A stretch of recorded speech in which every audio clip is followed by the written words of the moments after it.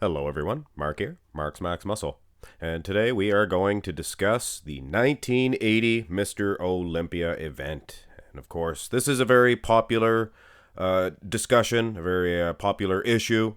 A lot of people have called this the most, or one of at least, most controversial Mr. Olympia decision of all time. Now, I have done at least one video on this, but I pinpointed the feud between Mike Menzer and Arnold Schwarzenegger, and I looked at it, all the picture comparisons, things of that nature, for to make a decision on it. For this video, we're not really going to do that, although we will be taking a look at all the pictures available to actually, if you guys want to make your own decision on who had the best body, things of that nature. But for this video, we're going to take a look at some facts, of course, and some interesting stories, and I'll give you my opinion on what I think happened at this event. And of course, like I said, we will be taking a look at all of these pictures, but facts are, they're set in stone, like the winner. I mean, this is the lineup, guys. This is who won, who placed second, third, things of that nature. Obviously, Arnold won. Chris Dickerson, Frank Zane, Boyer Coe, Mike Menzer. I guess we'll be discussing those guys more so than the other gentlemen, because they were the top five. I mean, Roger Walker right there, and Roy Callender as well. Actually, there's plenty of stories. For instance, Roy Callender and Roger Walker, the judges had them tied, so they actually, before the finals, they had them come out and do a little pose down between them two to decide. And I guess Roger Walker won between that. And food for thought, another story, Roger Walker, he called Arnold Schwarzenegger an effing butthole. I don't want to, get into the details or the actual words. You guys know what I'm saying. It was a heated debate. Now, why was it so heated? Well, if you don't know bodybuilding, or if you don't know the story, Arnold Schwarzenegger himself was a Mr. Olympia. Prior to this, he won his last title in 1975 and seemingly retired from the sport, although he did promote Olympias leading up to this event. Now, he was training pretty hard, I guess, for a movie, Conan the Barbarian, and as he got closer to the Olympia, Franco Columbu, even Joe Weider got in his ear saying, "Geez, you look good, Arnold. Are you going to compete? You should compete. But I still don't think it was in the works for Arnold Schwarzenegger. I think he had other things in mind, getting in shape for Conan the Barbarian. Now, what happened next? There is some facts, of course, but a lot of this is my opinion, what I think happened, and the opinions of others. I will actually link you guys to some videos that I watched leading up into making this. Anyway, some facts. Frank Zane. First of all, Frank Zane was the champion. He was the 1979 champion, so he was the champion heading into this event. This event that took place in Australia, actually. So, of course, Arnold did go over to Australia, but still, it was hours before the event. They say 8 hours before the event till Arnold announced that he was going to actually compete. Now, Frank Zane, this is my opinion why I think Arnold made the final decision to compete. Frank was injured. He was injured just prior to the Olympia. I don't want to get into details because it almost hurts to talk about, but you guys can look that up. Frank Zane injury prior to the 1980 Olympia, just if you want to know the details. I do not even want to talk about it because, like I said, it hurts.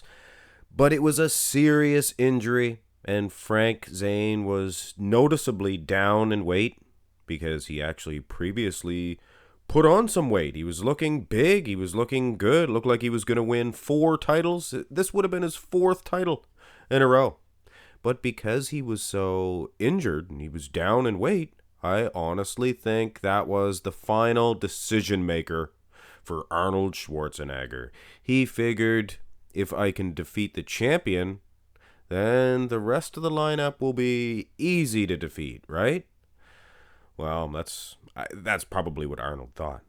But of course, there was other gentlemen there that were on fire that night. Or that it was a 2-day show. It was a 2-day show. And Mike Menzer, in particular, Mike Menzer, he was very upset about this supposed return of Arnold Schwarzenegger just hours before these guys competed. Could you imagine the ramifications of that alone? I mean, tempers were going to flare. Arnold Schwarzenegger himself wrote in magazines, things of that nature, that Mike Menzer will never win the title. And even at the press conference, these guys almost came to blows. As Arnold said, you would have won the title if you didn't have a big belly, if your big gut wasn't hanging out. So yeah, almost went to blows between these two, Menzer and Arnold. Could you imagine that? Before these guys are going to compete. I mean, that alone creates controversy and somewhat of a black eye on the sport, I guess. But the hard feelings between Arnold and Mike Menzer, I think that's the worst of it.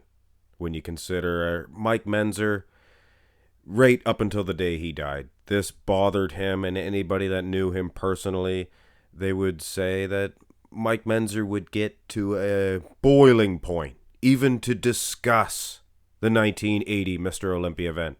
He felt that Arnold ripped everybody off that much. He apparently threw his trophy up against in the parking lot or somebody. Somebody said Frank Zane did it. Frank said, no, it was Mike Menzer. Then Frank Zane said he set his trophy and it fell down and it broke. So you don't know what happened. But like I said, Mike Menzer and Arnold, the hard feelings between them, I mean, that it kind of hurts. I wish they could have been able to patch things up, because Mike Menzer, he, along with other bodybuilders, did boycott the following Olympia, and Mike Menzer never competed again. So along with the hard feelings, it was a waste of true talent and maybe a multiple Mr. Olympia champion that never did happen. Of course, at the end of the day, Mike placed 5th. So if you really want to get into a picture comparison, things of that nature, that's not where I'm really going. We'll take a look at a few of the guy that placed 2nd in Arnold. And Chris Dickerson was the gentleman that placed 2nd. And obviously, pictures like this, they do nobody any justice. In particular, Arnold looks very smooth. Another shot here, the abs and thigh. And one point that a lot of people made, that Arnold Schwarzenegger, obviously he was not his best in the upper body, things of that nature. Close. People said his arms looked pretty close to his prime, but his legs were very down in size. And I mean, other than this one, there's not really many back poses either. And this one, I mean, it's a screenshot, I think, at best. So really, your best bet is to look at the clearest pictures available. If you want to, like I said, if you want to do a picture comparison, and you got to look at condition of these athletes. If you want to look at who actually won, who was in the condition, I got to say, Frank Zane's hamstrings here, they do in fact look peeled. They look peeled for sure. And Arnold Schwarzenegger maybe a little too smooth, but I mean, an old black and white picture. Who could tell? Hey, who's that guy in the background? You know who that is? That's Roy Duvall. And speaking of Roy Duvall, he has gone on record to state that, and you can see him looking at Arnold the whole time. He was staring at Arnold, and he said that Arnold, from the pictures, did not look himself, but he said, trust me, in person, Arnold was way worse than he looked even in the pictures. So there's accounts you can go by, people that were there that stated themselves, this was a terrible decision. Arnold definitely should not have won. He was not in near the condition of the other gentlemen. I mean, in particular, 2 and 3, they're Chris Dickerson and Frank Zane. And a lot of the pictures, I know Frank was down in weight, he was injured, things of that nature. But thin skin, I think he wrote the book on thin skin, things of that nature. There was obviously other pictures that make Frank look a little undersized. But I mean, it's not all about size, guys. It's about condition. And speaking of Roy Duvall in the background, look who it is, guys. It's Boyer Coe, and another gentleman that, I mean, you could have an entire video based on Boyer Coe and the condition that he brought. and some other people's accounts that say Boyer Coe, his presentation, his condition, his muscularity, things of that nature, he may very well be the uncrowned Mr. Olympia in 1980. And look at this shot here. I know this is not the clearest picture in town, and obviously you can't even see Boyer Coe's silhouette, but look, glutes. That's Boyer Coe's glutes. If it was judged nowadays, I gotta say, he might even actually have an edge. Of course, in 1980, I'm sure the judging criteria was a little bit different, and probably not a whole lot of emphasis placed on the glutes. But I mean, hamstrings, lower back, things of that nature are plain. It's plain to see Arnold was not in the best of condition. And speaking of judging criteria and things of that nature, you could have an entire video just based on the judging at this event. And the original judge, and this is just one story, guys, one of the original judges, maybe even the head judge, was this man, Bill Pearl. He was there. It wasn't like he couldn't make it. So why wasn't he in the judging panel? Bill Pearl, I mean, he's an honest guy. He would vote, I think, for the best man. Well, officially, he dropped out because a guy he was coaching, guy he was training, Chris Dickerson, was entering the contest. He's judged competitions leading up into this event with Chris Dickerson in it. So it didn't make a difference. It didn't make a difference as far as that's concerned. So that was not the truth. Apparently, he stated to somebody, I don't want to be involved with this monkey business. He said he knew Arnold was going to win. Basically, he was saying the fix was in, and I'm not getting involved. So there's lots of stories like that, and even the monkey business itself. What type of shenanigans was Arnold pulling, aside from having the competition rigged with his own judges and things of that nature, which we will get more into? Well, this picture may explain it. They'd call for a rear double bicep, for instance. Arnold would hit this shot. They'd call for a side tricep. Arnold would hit the mantis position. Actually, another little tidbit of a story. Man, I believe by the name of Dennis Stoller, he was one of the head judges, or he was the guy calling for the shots, things of that nature. He would tell Arnold, if you don't hit the shot, you will be disqualified. That was day one. You know what happened to him? They fired him. Can you believe that one? The man threatened Arnold to disqualify him, and they fired him. So that's why Arnold was so cocky up there. He knew it. Don't worry, Dennis. We will have you taken care of the following day. So there is shenanigans and bullcrap all over the place at the 1980 Mr. Olympia. So even if, by chance, even if you think that Arnold was the justified winner of this event, still, shenanigans like that should not be going on. And that's not even the worst of it. If you looked at the judging panel itself, like I said, one guy was fired. One guy, I don't know his name. They said his name in a video, and then I looked at another video, and that name was not present. But anyway, there was a gentleman, a good judge. They gave him the wrong time for the judges' meeting, and he showed up late, and they fired him. And it was a sting operation. And the guy that was ahead of that sting operation was the promoter of the event, a guy named Paul Graham. And he was Arnold's buddy. He was his buddy. He was running around his apartment with his underwear on in Arnold's place. Somebody seen him in there, and that was Arnold's buddy. He was the promoter of the event, and that's yet another very fishy occurrence. You know who one of the judges were? Reg Park. Arnold's longtime buddy. Arnold always looked up to him, watched him in the movie theaters when he was a little kid, and Reg Park adored that. He loved that. Never stopped talking about Arnold.